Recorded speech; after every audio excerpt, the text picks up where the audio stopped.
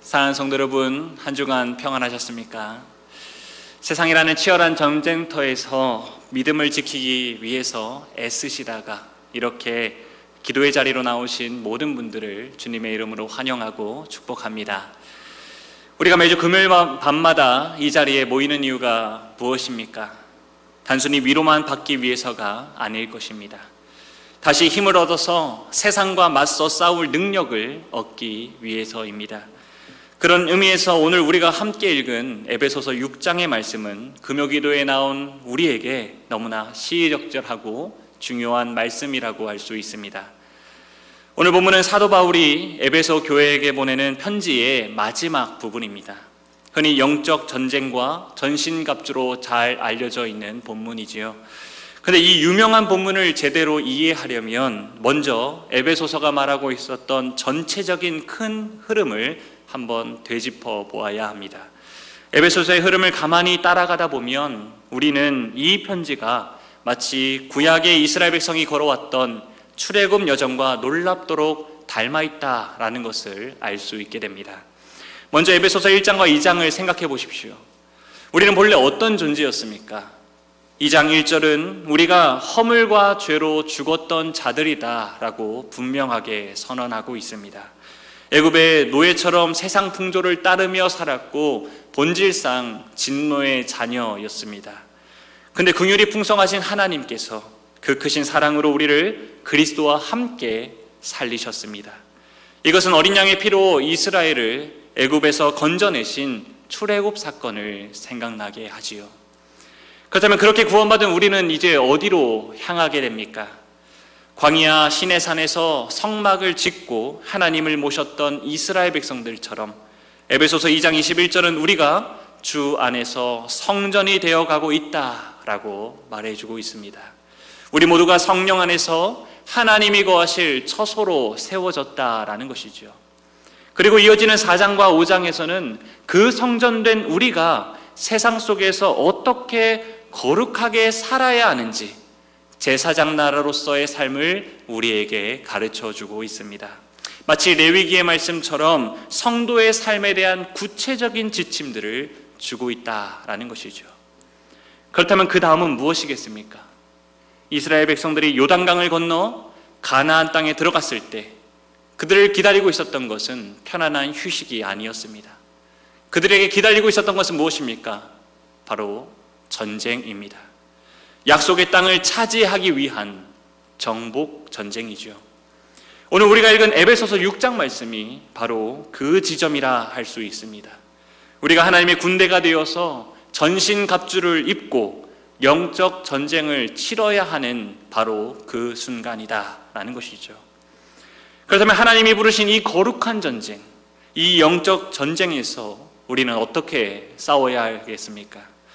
하나님은 사도 바울을 통해 전쟁터로 나가는 우리에게 오늘 본문 10절과 11절 말씀에서 이렇게 말씀해주고 계십니다.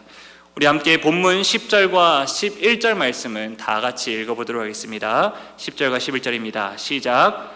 끝으로 너희가 주 안에서와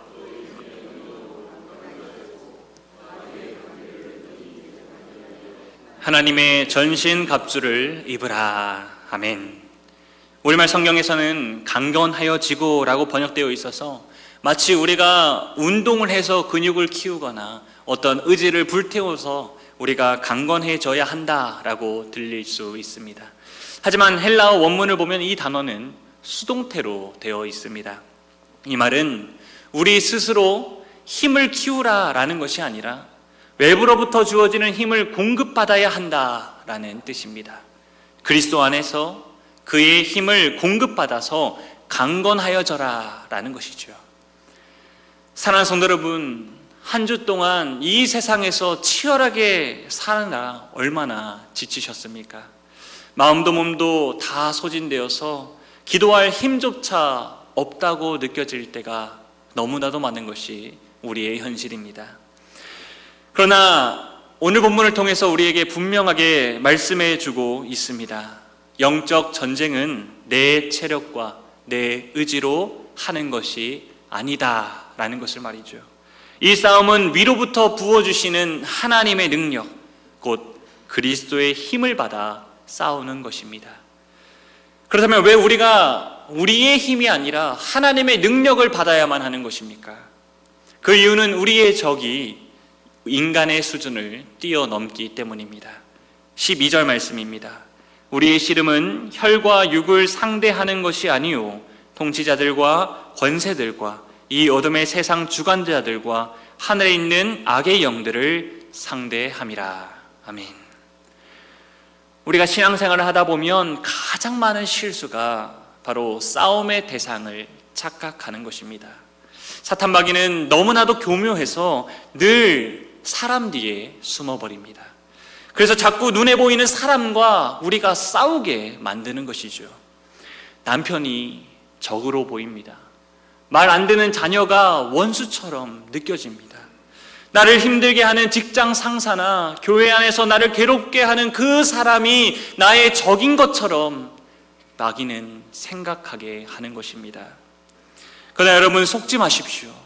사람은 싸워야 할 대상이 아니라 사랑해야 할 대상입니다. 진짜 적은 관계를 깨뜨리고 우리를 분열시키고 그 배후에서 조종하는 악한 영들입니다.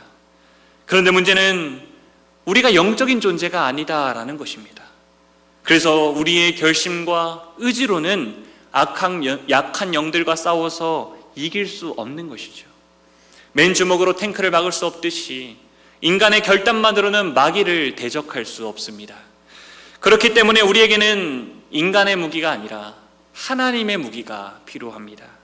그래서 주님은 11절과 13절에서 반복해서 하나님의 전신갑주를 입으라 라고 명령하는 것입니다. 근데 놀라운 것은 이 전신갑주의 표현이 이미 오래전에 이사야 선지자의 말씀을 통해서 예언되었다라는 것입니다. 이사야서 59장 16절에서 18절 말씀을 조금 길지만 제가 읽어드리겠습니다.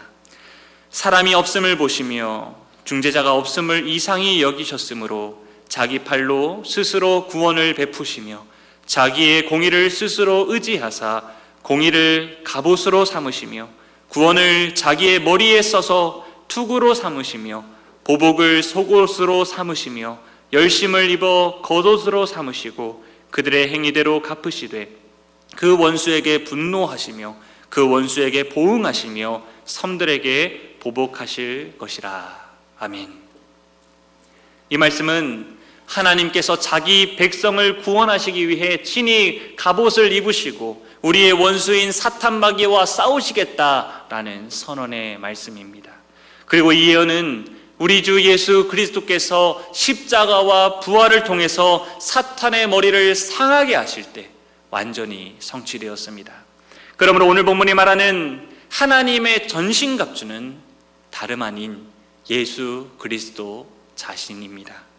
이미 승리하신 예수 그리스도께서 자신의 옷을 우리에게 입혀주시는 것입니다. 특별히 의의 호심경을 생각해 봅시다. 호심경은 군인의 심장을 보호하는 장신구입니다. 사탄은 전투 중에서 끊임없이 우리의 심장을 향해 참소의 화살을 쏘아붙입니다. 우리의 양심을 공격하는 것이죠. 네가 그러고도 목사냐? 네가 그러고도 직분자냐? 네가 그렇게 살아왔으면서 어떻게 이 기도의 자리에서 나에게 기도할 수 있느냐? 이렇게 사탄 마귀는 우리의 마음을 계속해서 정죄합니다. 그렇다면 여러분, 우리는 무엇으로 이것을 막아야 하겠습니까? 이 정죄의 말들을 그래도 제가 착하게 살았지 않습니까? 라는 나의 의로움으로 막을 수 있겠습니까? 우리의 의로움은 다 누더기와 같아서 마귀의 간계를 능히 대적할 수 없습니다. 그러나 우리가 내세울 수 있는 것이 하나 있습니다. 그것은 바로 그리스도의 의라는 호심경입니다. 우리는 여전히 죄인이지만 그리스도의 보혈이 우리를 덮고 있기 때문에 더 이상 정죄함을 받을 필요가 없는 것입니다. 예수님의 의로움이 내 것이 되어서 내 심장을 보호하고 있는 것이지요. 따라서 우리는 영적 전쟁터에서 스스로 강해지려고 애쓸 필요가 전혀 없습니다. 오히려 우리는 약할수록 더 좋습니다. 내가 약함을 인정할 때 비로소 주님의 갑옷이 더 빛을 발하는 것을 우리가 경험할 수 있기 때문입니다. 그러므로 오늘 이 자리에서 나의 의, 나의 자존심, 나의 혈기를 다 내려놓읍시다. 그리고 그 자리에서 이미 승리하신 예수 그리스도의 옷을 입읍시다. 그럴 때 우리는 마귀의 관계를 능히 대적할 수 있습니다. 두 번째로 이 영적 전쟁에서 우리가 기억해야 할 것은 이 싸움이 개인전이 아니라 단체전이다라는 것입니다. 오늘 본문을 자세히 보면 흥미로운 점을 하나 발견할 수 있습니다. 10절부터 20절까지 나오는 강건하여지고 입으라, 취하라, 서라와 같은 모든 핵심 명령어가 문법상 2인칭 복수다라는 것입니다. 이 말은 나 혼자 갑옷을 입고 나가서 싸워라 라는 것이 아니라 우리가 함께 무장하고 함께 싸워야 한다라는 것을 가르쳐주고 있는 것입니다. 우리는 흔히 신앙생활을 나와 하나님과의 1:1 관계로만 생각하는 경향이 있습니다. 물론 구원은 개인적으로 받습니다. 그러나 전쟁은 다릅니다. 전쟁터에 혼자 나가는 군인은 없습니다.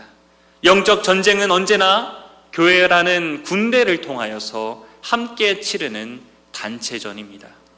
사도 바울 당시에 로마 군대가 세계 최강 군대였던 이유가 바로 여기에 있습니다. 그들의 비결은 군인 개개인의 능력이 뛰어나서가 아니라 함께 움직이는 전술이 뛰어났기 때문입니다. 그 대표적인 전술이 바로 테스투도라는 거북이 등껍질 전술이라는 것입니다. 이 전술은 로마 군대가 사용한 대표적인 방어 전술인데요, 전투가 시작되면 지휘관의 명령에 따라서 군인들이 서로 어깨를 착 밀착하여서 방패를 들어 올립니다. 중요한 것은 내 방패가 내 몸만 가리는 것이 아니라 내 옆에 있는 전우들의 몸까지 가려주는 큰 방패를 서로 들고 있습니다. 그리고 그렇게 앞줄에는 정면을 바라보면서 방패를 내지만 내 뒤에 있는 군인들은 하늘을 바라보면서 방패를 막아주면서 사방으로 마치 거북이 등껍질처럼 방어를 하는 전술이지요. 그렇게 빈틈없이 뭉치면 군대 전체가 하나의 거대한 요새가 되는 것입니다. 적군이 화살을 아무리 쏘아붙여도 그 대열을 쉽게 뚫을 수 없게 되는 것입니다. 오늘 보면 16절에서 말하는 믿음의 방패가 바로 이것을 가리킵니다. 믿음은 지극히 개인적이면서도 동시에 지극히 공동체적입니다. 여러분, 우리가 늘 영적으로 충만할 수 있겠습니까? 그렇지 않죠. 살다 보면 낙심할 때가 있습니다. 의심의 화살을 맞고 비틀거릴 때가 있습니다. 영적인 힘이 빠져서 방패를 들 힘조차 없을 때가 있습니다. 바로 그때 나를 완전히 무너지지 않게 붙들어주는 것이 무엇입니까? 내 옆에 있는 지체가, 우리 주변에 있는 식구들이 대신 들어주는 믿음의 방패입니다. 집사님 힘내세요. 제가 기도하고 있습니다. 하나님은 집사님을 절대 버리지 않으십니다. 옆에서 해주는 이 믿음의 말 한마디가 내가 떨어뜨렸던 방패를 대신하여서 마귀의 불화살을 막아주는 것입니다. 그러므로 남편이 세상 일로 지쳐서 영적으로 무방비 상태에 놓여 있을 때 아내의 기도가 그를 덮어주는 방패가 되어야 합니다. 자녀가 세상 문화의 공격 앞에서 흔들리고 있을 때 부모는 믿음을 가지고 그를 지키는 지붕이 되어야 하는 것입니다. 또한 우리의 교회 안에서 누군가 믿음이 약하여서 넘어질 때 외면하거나 정죄하는 것이 아니라 곁에 서서 함께 버텨주고 다시 일어서도록 붙들어주는 것이 전우가 되어야 하는 것입니다. 근데 사탄은 이것을 너무나도 잘 알고 있습니다. 그래서 사탄은 언제나 공동체를 분열시킵니다. 마귀는 끊임없이 우리 귀에 속삭입니다. 교회 나갈 필요 없어. 사람 만나서 상처받느니 그냥 혼자서 하나님과 좋은 신앙교제하면 되잖아. 집에서 영상으로 예배드리면 돼.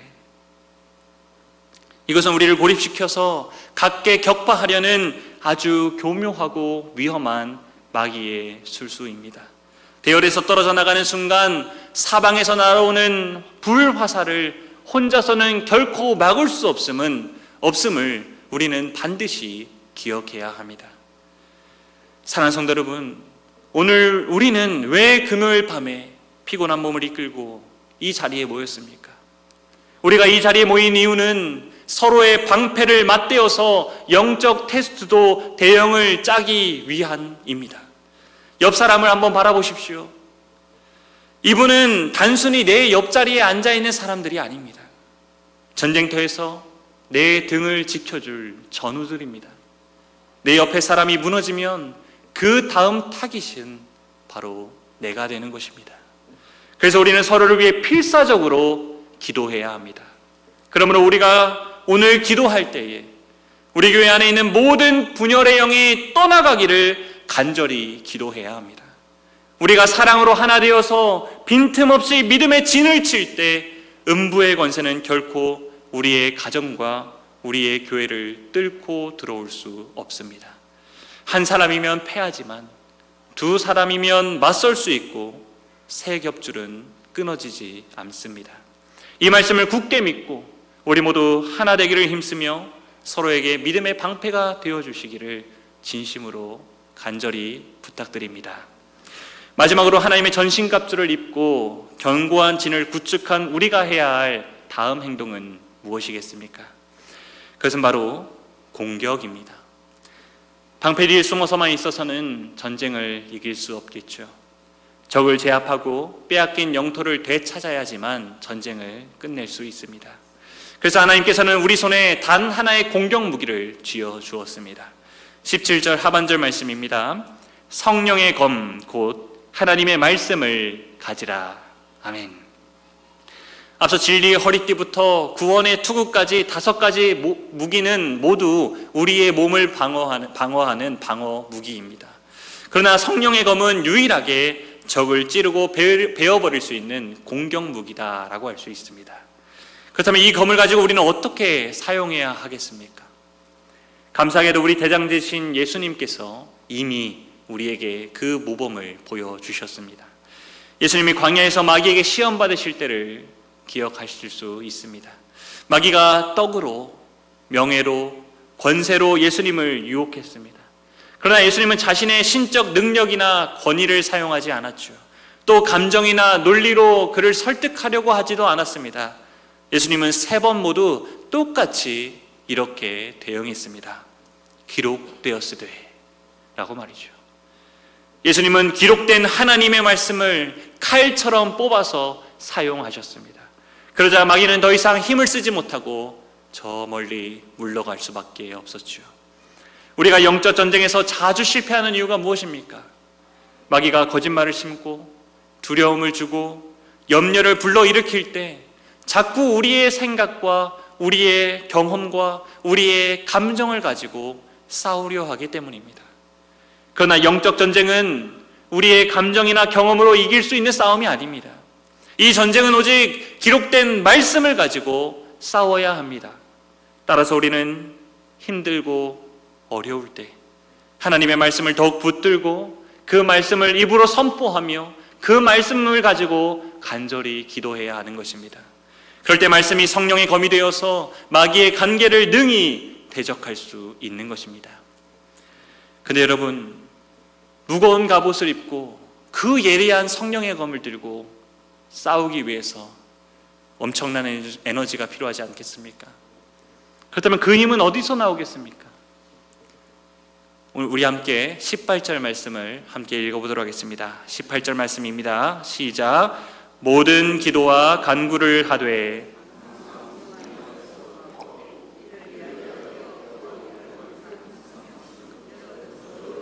위하여 구하라. 아멘.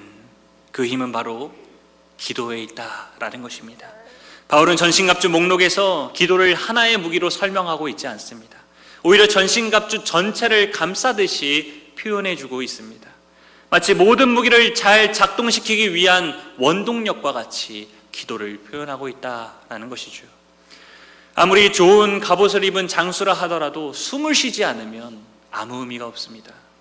아주 고급스러운 자동차가 있다 하더라도 연료가 없으면 고철 덩어리에 불과합니다. 이처럼 기도가 멈추면 아무리 좋은 하나님의 전신갑주를 가지고 있다 하더라도 아무 쓸모가 없게 되는 것입니다. 그래서 사도 바울은 하나님의 전신갑주를 이야기하고 나서 곧바로 기도에 대해서 언급하고 있는 것입니다. 또한 다른 성경에서는 쉬지 말고 기도하라라고 명령하고 있는 것이죠. 한편 바울은 기도의 대상을 언급하면서 영적 전쟁의 최전방에서 싸우고 있는 자신을 위해 기도해달라고 간절히 부탁하고 있습니다. 왜 그렇습니까? 전쟁에서 적은 언제나 지휘관을 먼저 노리기 때문입니다. 지휘관이 쓰러지면 부대 전체가 혼란에 빠지기 때문이죠. 그렇다면 오늘날 영적 전쟁의 최전방에는 누가 서 있습니까? 바로 강단에서 말씀을 선포하는 목회자들과 타 문화권의 어둠 가운데 빛을 비추는 선교사들입니다. 사탄은 어떻게 해서든 목회자의 입에 막으려고 하고 선교사들을 낙심시키려고 합니다. 왜냐하면 말씀의 복음도가 끊기면 교회가 무너지기 때문입니다. 그러면 사랑하는 성도 여러분, 오늘 우리가 기도할 때 담임 목사님과 부교육자들, 그리고 우리 교회가 돕고 있는 선교사님들을 위해 목숨 걸고 기도해야 합니다.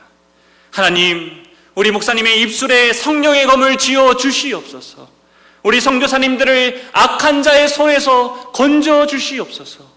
이렇게 우리가 깨어 기도할 때 말씀이 살아서 역사하고 우리 교회는 승리하는 군대가 되는 것입니다. 더 나아가 우리는 우리 교회 모든 지체들을 위해서도 함께 기도해야 하겠습니다. 각자의 삶의 자리에서 치열하게 싸우고 있는 성도들이 하나님의 전신갑주를 입고 한 성전으로 함께 서서 끝까지 승리하도록 간구해야 하는 것입니다. 그리고 그 싸움에 필요한 모든 것들을 채워달라고 간절히 기도해야 하는 것입니다. 그럴 때 우리는 하늘에 있는 악한 영들과 싸워 능히 이길 수 있습니다. 이제 말씀을 정리하겠습니다. 하나님은 우리를 죄악된 애굽에서 건져내셨고 광야와 같은 이 세상에서 거룩한 성전으로 세워주셨으며 이제는 약속의 땅을 정복하는 하늘의 군대로 이 자리에 불러주셨습니다. 그러므로 우리가 지금 겪고 있는 고난과 가정의 어려움, 관계의 갈등과 마음의 싸움은 우리가 무너지고 있다는 징조가 아닙니다.